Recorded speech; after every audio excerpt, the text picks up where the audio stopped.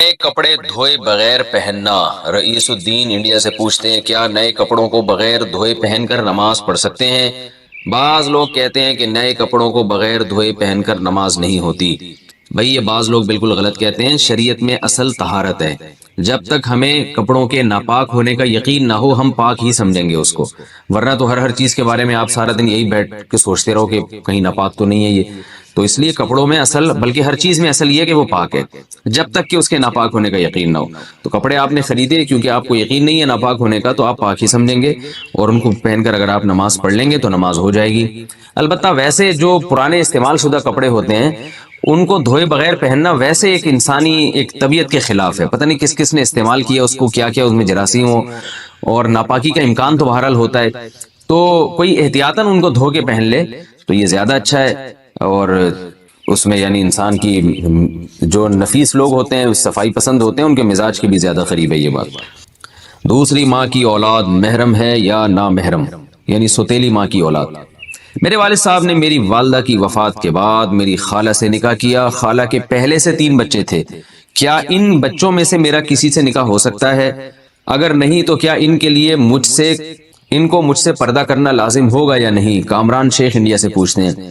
بھائی یہ بچے آپ کے کزن ہیں، آپ کے والد کے تو یہ سوتیلے بچے بن گئے، لیکن آپ کے سوتیلے بہن بھائی نہیں بنے۔ وجہ اس کی ہے کہ ان بچوں کا باپ بھی الگ اور ان بچوں کی ماں بھی الگ۔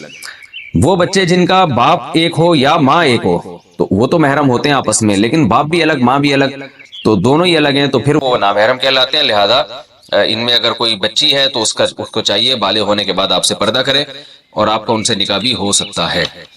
مرد کے لیے بالوں میں ہیئر بینڈ لگانا۔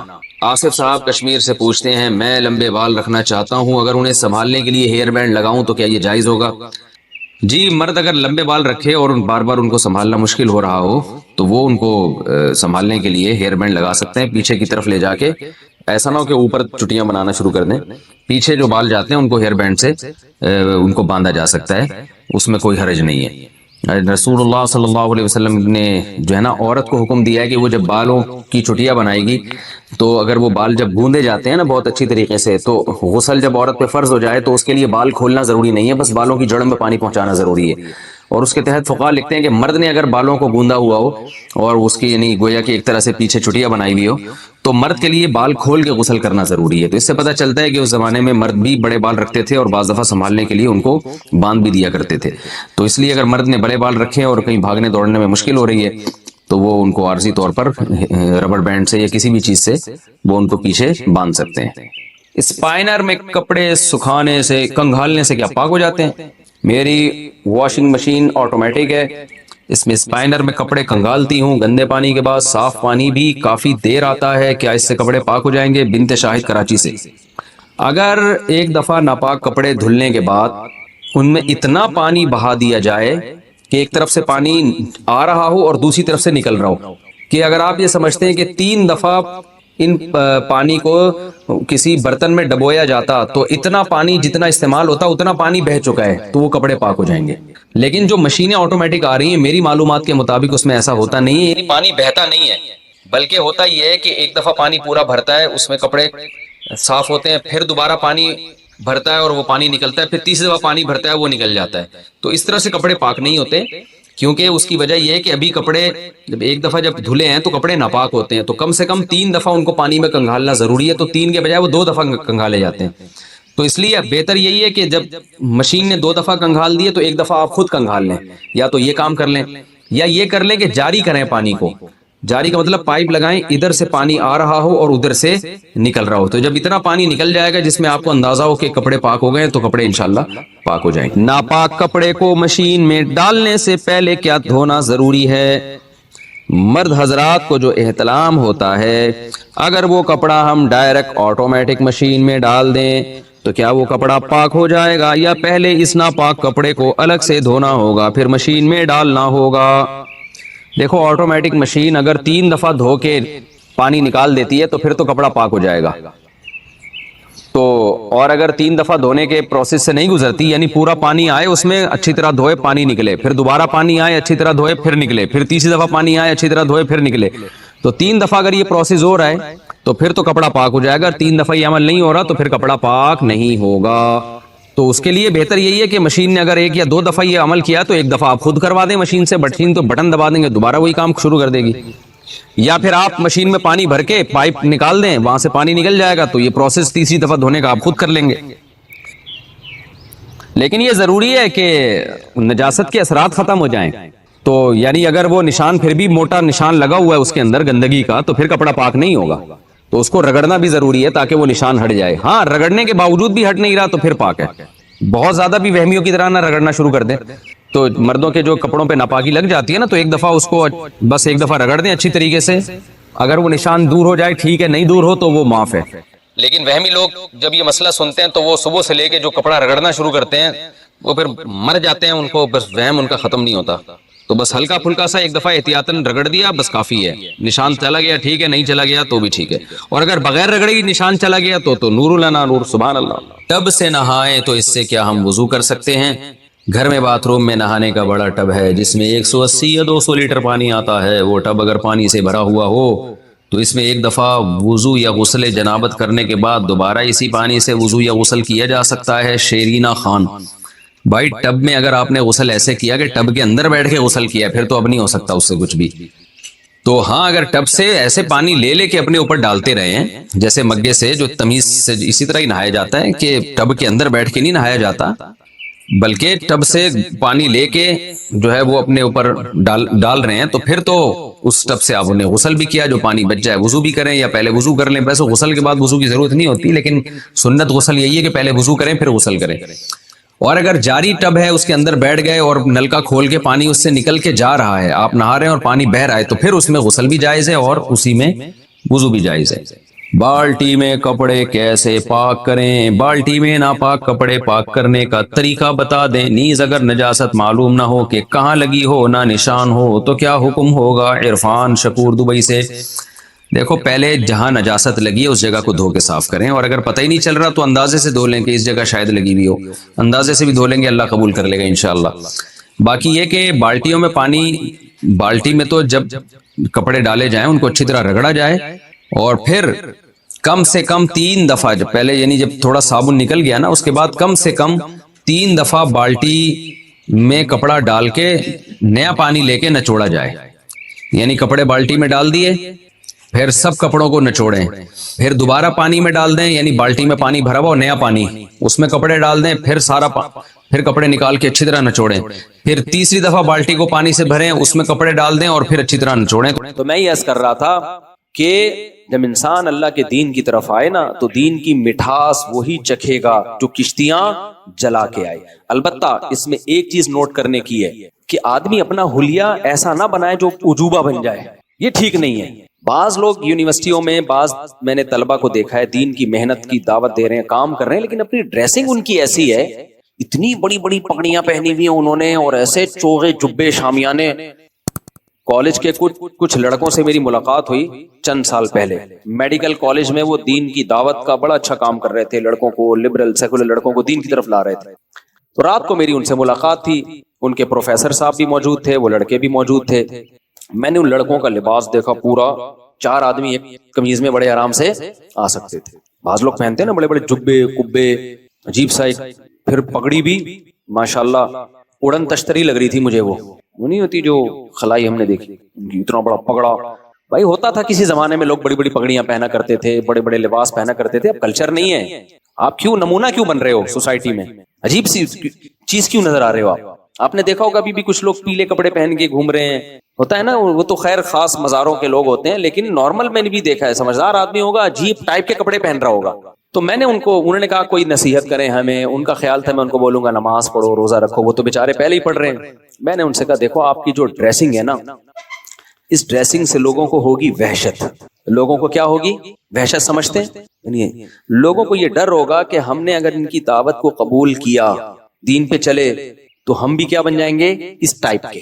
اور میں نے کہا یہ والی ٹائپ جو ہے نا یہ سوسائٹی میں، انہوں نے کہا یہ سنت لباس ہے۔ میں نے کہا لباس میں کوئی سنت نہیں ہے، خوب سمجھ لو۔ دیکھو اسلام چونکہ قیامت تک کے لیے آیا ہے نا، اگر وہ ایک ڈریس فکس کر دیتا تو وہ ڈریس ہر قوم میں پھر سوٹیبل، ہر قوم کے لیے سوٹیبل تھوڑی ہوتا۔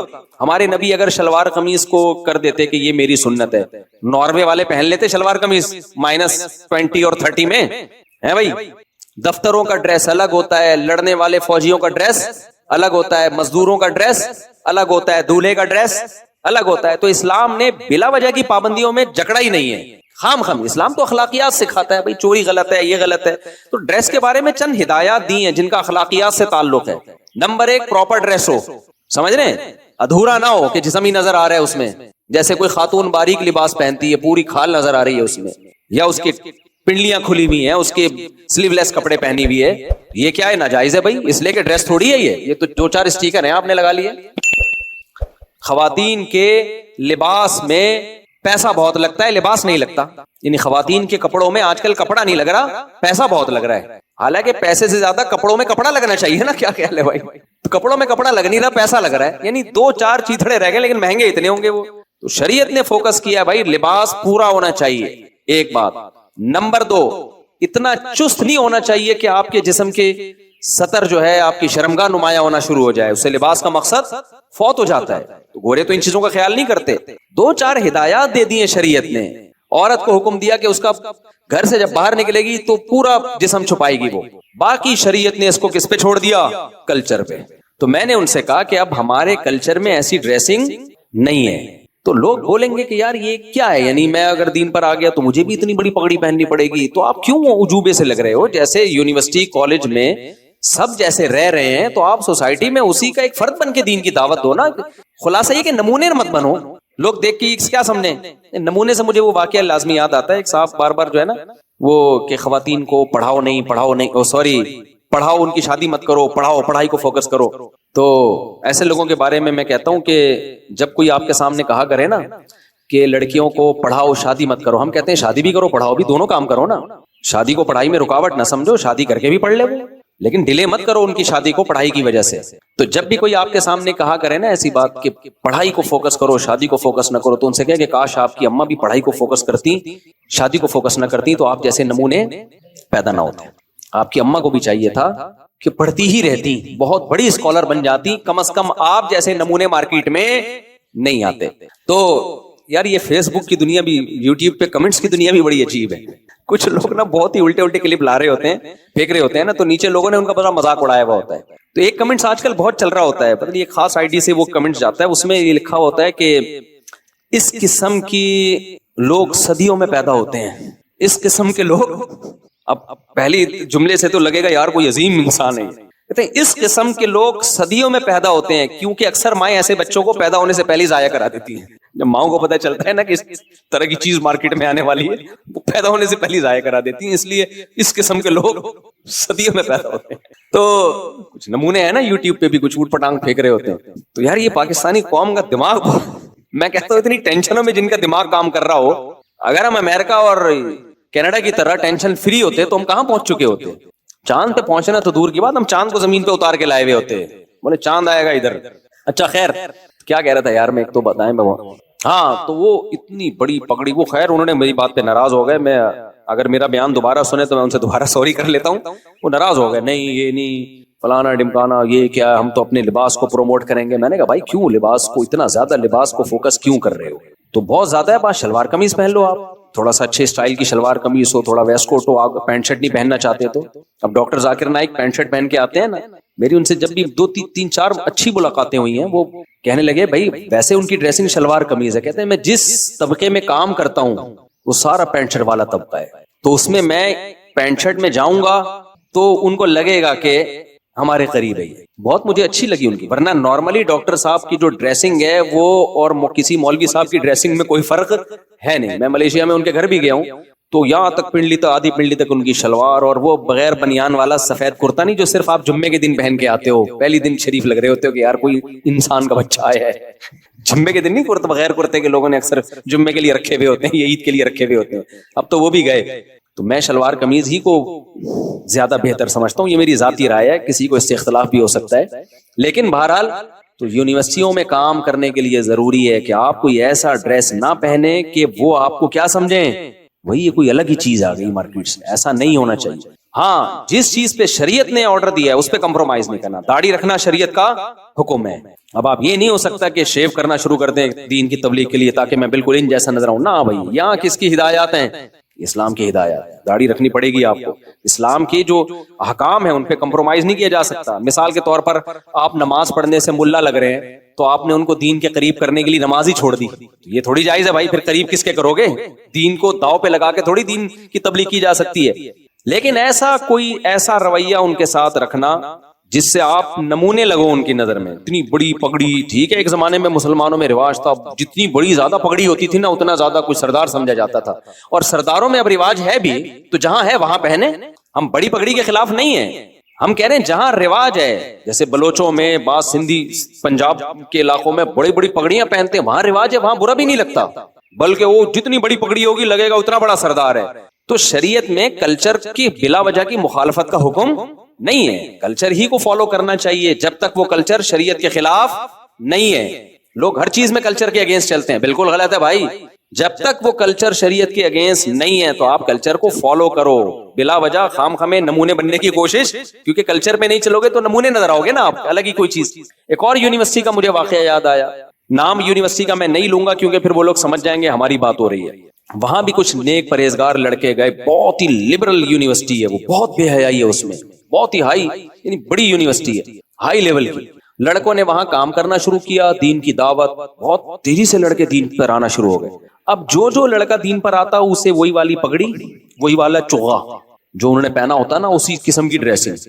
اچھا اللہ نے برکت اتنی دی نا کام میں، انہوں نے جب دعوت دینا شروع کی لڑکوں کو، کسی بزرگ سے بیعت بھی تھے وہ، تو کیا ہوا، وہ سارا ان کا نیٹ ورک بڑھنا شروع. تو اب جب یونیورسٹی نے دیکھا کہ یار کچھ لڑکے بالکل ہی الگ ڈریس میں اور الگ سی ان کی لباس، تو یہ یونیورسٹی ایسا لگ رہا ہے دو دھڑوں میں تقسیم ہو رہی ہے، دھڑے بندی ہو رہی ہے اس میں. بھائی یونیورسٹی کو اس سے کیا غرض کہ کوئی داڑھی رکھے نماز پڑھے، ان کو تھوڑی اس سے.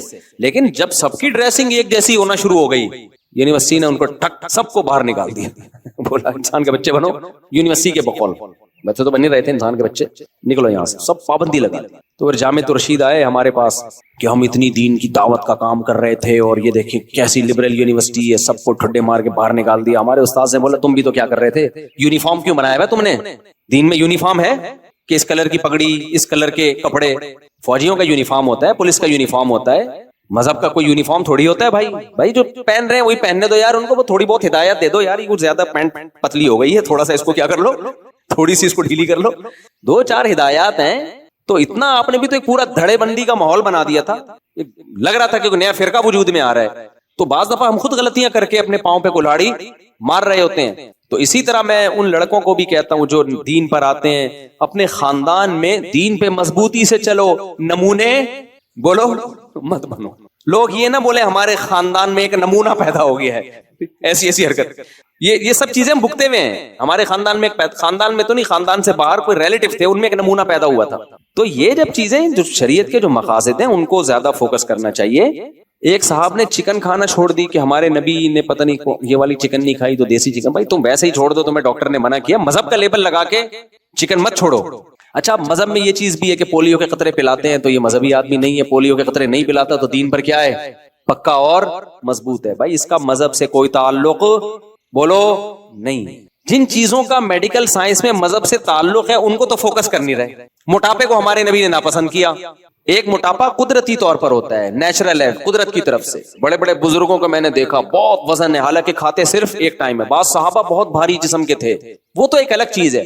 کھا کے جو موٹاپا پیدا ہو، تیجا کبھی کھا گیا، 40 میں کے بریانیاں پھوڑ دی، محرم کے حلیم پھوڑ دیے، پھر اللہ بھلا کرے کنڈے پھوڑ دیے، پھر ابا کے انتقال پہ سویم پھوڑ دیا.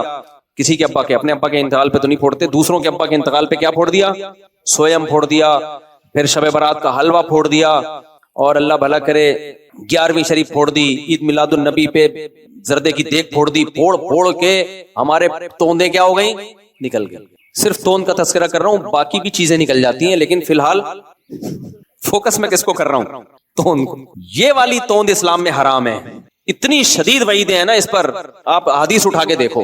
ایک قدرت کی طرف سے پیٹ نکلتا ہے، جن لوگوں کو قبض ہو، پیٹ خراب ہو، ہوتا ہے. ہم نے بڑے بزرگوں کو دیکھا ہے ایک ٹائم کھاتے ہیں بہت تھوڑا، لیکن وزن بہت زیادہ ہے. وہ تو اللہ کی بنائی ہوئی باڈی ہے نا.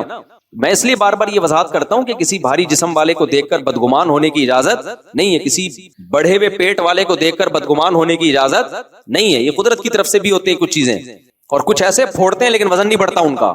تو لیکن کھا کھا کے اگر وزن بڑھ گیا تو یہ اسلام میں پسندیدہ نہیں ہے. اور میں نے بہت سارے مذہبی لوگوں کو جو اللہ رسول کے عاشق کہلاتے ہیں, کہتے بھی ہیں, دیوبندی بریلوی اہل حدیث کی بات نہیں ہے, سب جگہ ہوتے ہیں ایسے لوگ, اللہ رسول کے عاشق ہے, لیکن جب پھوڑنے پہ بیٹھتے ہیں نا, آدمی کہتا ہے یہ اللہ رسول کا عاشق نہیں ہو سکتا, یہ دیگوں کا عاشق ہے. یہ جو اللہ رسول کا عاشق ہوگا نا وہ پھوڑے گا نہیں کبھی بھی, وہ کھائے گا بس خالی. ہمارے نبی کی خوراک تو دیکھو کتنی کم تھی, صحابہ کی خوراک. اسلام میں تو روزے ہیں بھائی, اللہ اور نبی کا عاشق روزے رکھتا ہے, ہر وقت کھاتا نہیں رہتا وہ. ہم فراق یار میں گھل گھل کے ہاتھی ہو گئے. فراق یار گاڑی اردو ہے نا, یار کی جدائی, محبوب کی جدائی. تو جدائی میں انسان موٹا ہوتا ہے دبلا ہوتا ہے, دبلا ہوتا ہے نا غم میں. تو شاعر کہہ رہے ہیں آج کے عاشق عجیب ہیں, اللہ رسول کے عاشق ہیں لیکن یار کی جدائی میں یہ گھل گھل کے ہاتھی ہو رہے ہیں. تو ہم فراق یار میں گھل گھل کے ہاتھی ہو گئے, اتنے گھلے رستم کے ساتھی ہو گئے, رستم پہلوان نظر آنے لگے. ہمارے نبی صلی اللہ علیہ وسلم نے صحیح بخاری کی حدیث ہے فرمایا, اس امت میں جو سب سے پہلی خرابی آئے گی نا وہ موٹاپا آئے گا. بخاری کی حدیث ہے, سب سے پہلی خرابی جھوٹ اور موٹاپا. کھائیں گے تو پھوڑنا پڑنا سے. اور کمال ہے کہ تم کھاؤ یار, منع کس نے کیا تمہیں؟ اپنے خرچے پہ کھا رہے ہو, مذہب کا لیبل تو نہ لگاؤ نا اس پہ. مذہب کا لیبل لگا کے کھا رہے ہو, آج بریانی ہے, آج فلانی ہے, آج 11ویں کا کھانا ہے, جمکانے کا کھانا. کھلانا سنت ہے بھائی, کھانا نہیں ہے کہیں بھی. غریبوں کو کھلاؤ یار جا جا کے.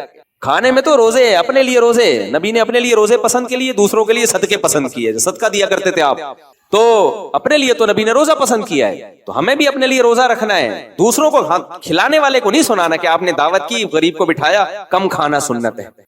وہاں یہ موقع نہیں ہے, سمجھ رہے ہو. سخاوت کا تقاضا یہ ہے کہ وہاں بولو کھاؤ.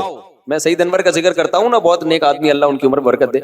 ہم حج پہ, اب کھانے سے پہلے یہ تھوڑی بتایا جائے گا کہ کم کھانا سنت ہے. وہاں تو سخاوت کا تقاضا ہے بھائی کھاؤ یار.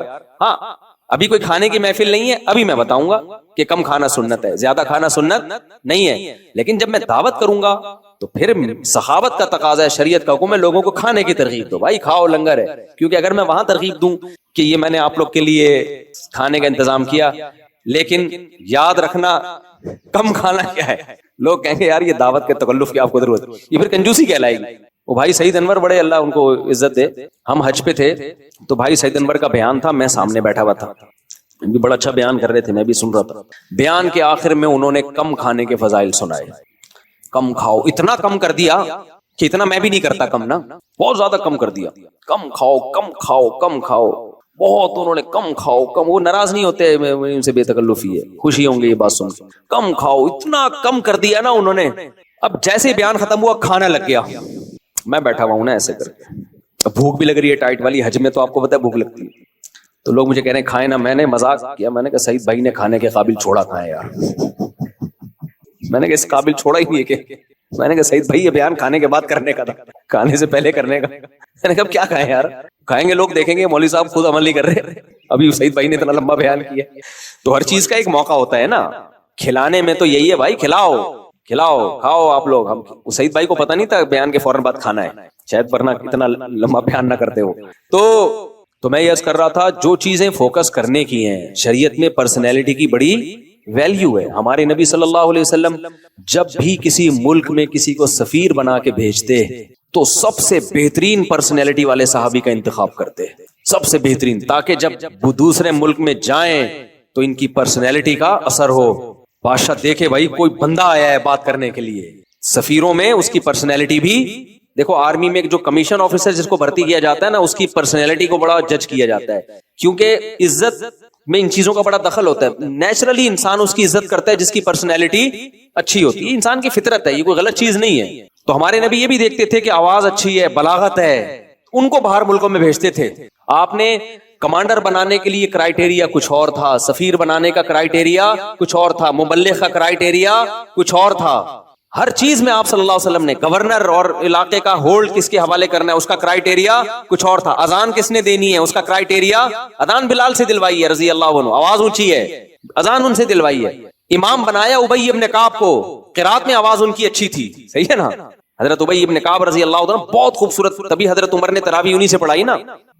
تو ہر چیز کو نبی صلی اللہ علیہ وسلم نے اس زمانے کے لحاظ سے, ایسے نہیں ہے ہم تو سمجھتے ہیں کہ اسلام میں بھیڑ چال ہے, بس اللہ سے سب کچھ ہوتا ہے. بھائی اللہ سے سب کچھ ہوتا ہے, لیکن پہلے آپ کو وہ کرنا پڑے گا جو آپ سے ہوتا ہے. پھر جو آپ سے نہیں ہوگا وہ کون کرے گا؟